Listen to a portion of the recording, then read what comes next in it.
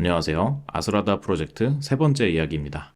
지난 화에서는 하드웨어 제작에 대한 전반적인 이야기와 LED에 문제가 있어서 이 보드를 만들어주신 하드웨어 전문가 일진님께 보드 수리를 부탁드렸다는 이야기를 했었죠. 며칠 후에 택배로 말끔히 수리된 보드가 돌아왔습니다. 자, 일진님에게 택배가 왔습니다. 기다리던 택배. 테스트하는 장비고, 이건 뭐지? 케이블인가? 아, 이게 보드인가 보다. 이게 수리된 보드고, 아이고, 떨어졌네.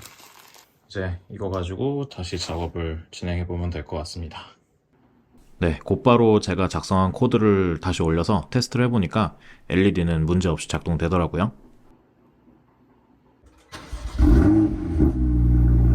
근데 이걸 개발하는 과정에서 매번 실제 차에서 테스트를 할 수는 없잖아요. 사실 맨 처음에 프로토타입 만들 때에는 차 안에서 2시간 동안 앉아서 코딩했었거든요. 춥기도 하고 어두운 데서 그러고 있으니까 눈알 빠질 것 같더라고요. 그리고 시동 끈 채로 차량의 전기를 오래 사용했더니 시동이 안 걸릴 만큼 방전돼서 점프 스타트도 했었어요. 그래서 실제 자동차와 비슷하게 작동하는 OBD 에뮬레이터를 이용하기로 했습니다. 이걸 이용하면 엔진 회전수나 속도, 엔진 오일 온도 같은 수치들을 가상으로 만들어낼 수 있거든요. MCP2515라는 모듈을 이용해서 CAN 데이터를 받아옵니다. 차량 데이터를 한꺼번에 받아올 수 있는 건 아니고 필요한 데이터를 한 번에 하나씩 받아오는 구조로 되어 있더라고요. 예를 들어서 현재 속도 값을 알고자 하면 그에 맞는 PID를 이용해서 요청을 보내고 응답이 돌아오면 값을 읽어오는 방식입니다. 여러 개의 값을 받아오려고 하면 하나씩 번갈아 가면서 받아와야 해요. 예를 들어서 이번에는 속도를 읽어오고 다음 차례에는 엔진 회전수를 읽어오고 그 다음 차례에는 엔진 오일 온도를 읽어오고 그런 식으로 말이죠. 다만 이게 매 초마다 수십 수백 번씩 일어나는 일이라서 우리가 느끼기에는 동시에 여러 가지 데이터를 받아오는 것처럼 보일 수도 있습니다. 이런 값들을 받아올 수 있는데요. 앞서 언급했던 값들 말고도 상당히 많은 값들이 있죠. 근데 각 요청 타입마다 응답에 사용되는 바이트 수와 스케일 팩터 그리고 바이어스가 다르더라고요. 쉽게 말해서 차량에서 받아온 값을 그대로 사용하는 경우도 있고 받아온 값에서 특정한 상수를 곱하거나 더해야 하는 경우도 있습니다.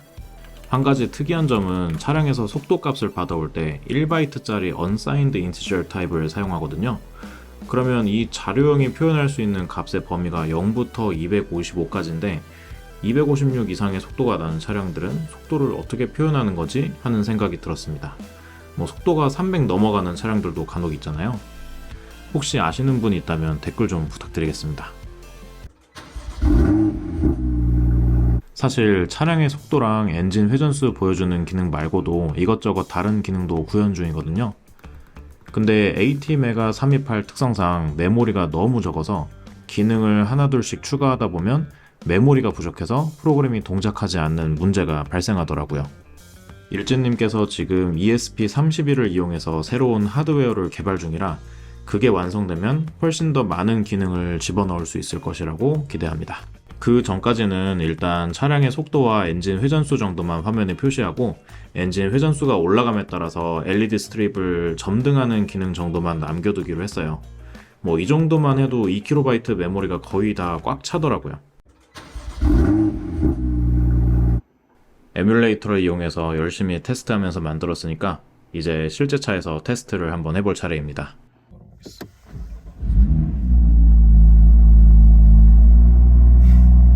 작동 안 된다.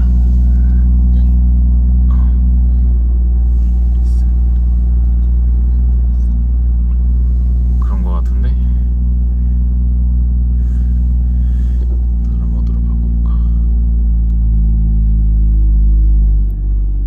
역시 인생은 마음먹은 대로 흘러가지 않기 마련이죠. 원래 뭘 만들다 보면 생각했던 대로 한 번에 되는 경우보다 그렇지 않은 경우가 훨씬 많거든요. 사실 한 번에 생각한 대로 작동하면 불안해요. 이럴 리가 없는데? 이런 생각 있잖아요. 아마 코딩을 해보신 분이라면 무슨 말인지 아실 겁니다.